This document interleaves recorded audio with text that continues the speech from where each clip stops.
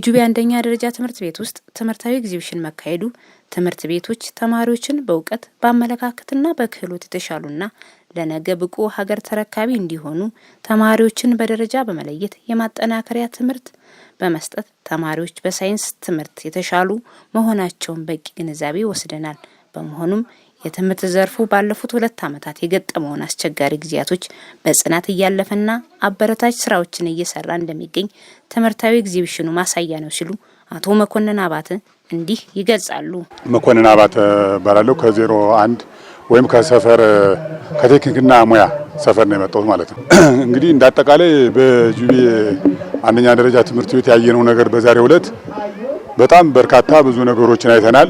ተማሪዎች ምን ደረጃ እንደደረሱ ያለውን የትምህርት ቤቱ ነባራዊ ሁኔታም ከዚህ በፊትም ስለምናውቀው አሁን ላይ ጥሩ ነገር ያለው ሁኔታ መሆኑን በዛሬው ዕለት አይተናል። ተማሪዎቹ እንግዲህ ያለው ነገር በእውቀት በአመለካከት በክህሎት ምን ደረጃ እንደደረሱ ያየንበት ሁኔታ አለ። በተለይ በሳይንስ ትምህርት ላይ ያየነው ሁኔታ ጥሩ ነገር ነው፣ የሚያበረታታ ነው።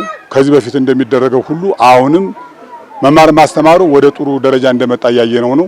ስለዚህ ተማሪዎች ጋር ጥሩ ነገር አይተናል።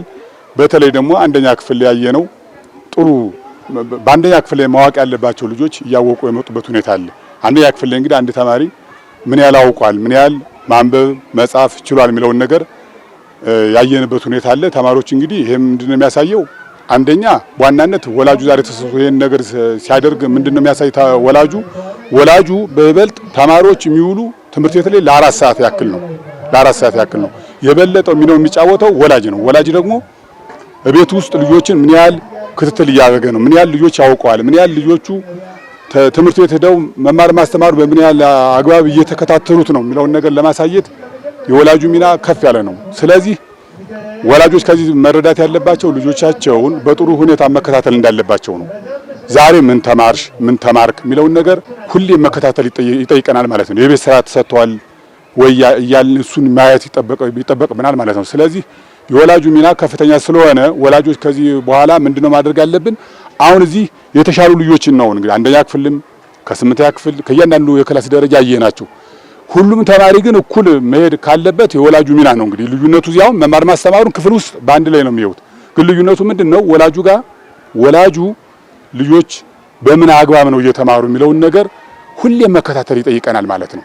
ሲጀመር አጋዥ መጽሐፎችን መግዛት ይጠይቃል ከወላጁ። ለጽህፈት መሳሪያ የሚያገለግሉ ቁሳቁሶችን በተገቢው ሁኔታ ትምህርት ቤት እየመጣን ከመምህራን ከስምጠሮችና ከሌሎች መምህራን ጋር የቅርብ ግንኙነት ማድረግ አለብን ማለት ነው። ስለዚህ የወላጁ ሚና ነው እንግዲህ ተማሪዎቹ ከፍተኛ ውጤት ማንጣት አለማንጣት ላይ የወላጁ ሚና ነው እንጂ ትምህርቱ የሚሰጠው በኩል ደረጃ ስለሆነ እዚህ ላይ ነው ልዩነቱ። ወላጁ አሁን ይህን እየተረዳ በጥሩ ሁኔታ እየመጣ ትምህርት ቤቱን በምን ደረጃ እንዳለ እያየና እየተገነዘበ ስለሆነ በማንኛውም ተሳትፎ በገንዘብ እንበል በቁሳቁስ በማንኛውም ወላጁ በተጠራበት ሁኔታ እየመጣ ይህን ነገር ትኩረት የሚሰጥ ከሆነ የማንኛውም ተማሪ ውጤት የተሻለ ይሆናል። እንግዲህ ነገ እዚህ ትምህርት ላይ ያየናቸው ተማሪዎች ነገ አገር ተረካቢና ወረዳው እንደ ወረዳ ዞኑ እንደ ዞን እንደ ክልል የሚያስጠሩ ልጆች እንዳሉና እንደሚያሳይ እያየን ነው። በጣም ደስ ብሎናል። ጥሩ ነው። በዚህ ሁኔታ ቀጥሉ ነው የምንለው።